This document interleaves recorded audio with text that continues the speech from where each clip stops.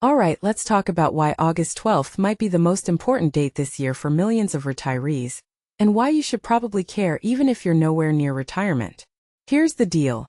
Social Security's annual cost of living adjustment, or COLA, isn't just some bureaucratic footnote. It's the difference between retirees surviving or struggling in 2027. And all eyes are on this one CPI report dropping next month. But here's what I find wild.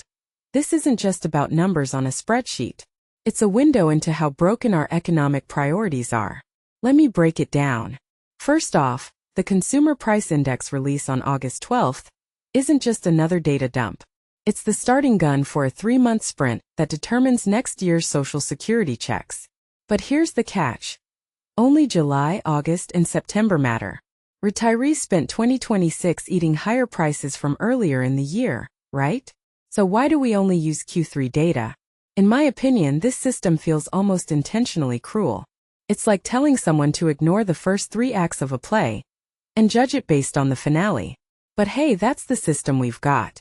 Now, analysts are predicting a 3.4% CPI-U increase, with Social Security's CPI-W probably close behind. But here's where it gets spicy. The Senior Citizens League thinks COLA could hit 3.8%.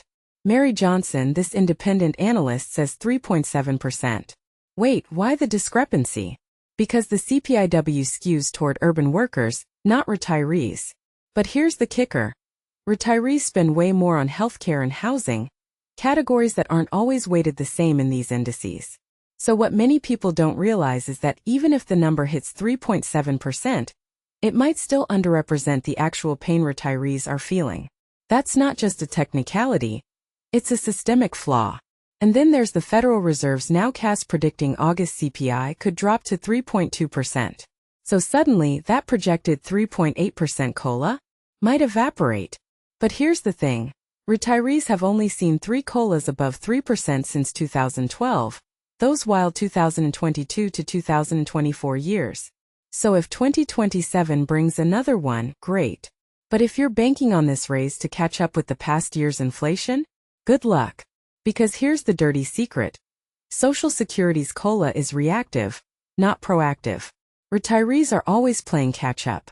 They're not getting ahead, they're just trying not to fall further behind. Let's zoom out. This isn't just about one check. It's about how we value older Americans.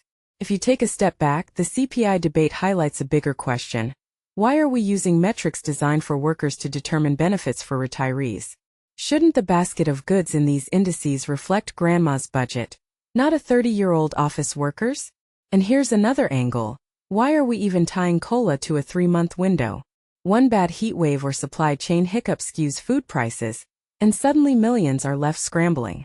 This system feels like setting fire to a house, and then handing the homeowner a fan to put out the flames.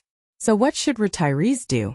Personally, I think they need to stop treating COLA as a Hail Mary. Even if August data looks good, you have to look at your budget now. Because here's the truth. Social Security was never meant to be your only income. It was supposed to supplement savings, pensions, and personal plans. But with pensions extinct and savings rates pathetic, we've got a generation relying on a system that's structurally incapable of keeping up. That's not doom scrolling, that's reality checking. Final thought. August 12th isn't just a date. It's a referendum on how we treat our elders. And frankly, the numbers don't lie.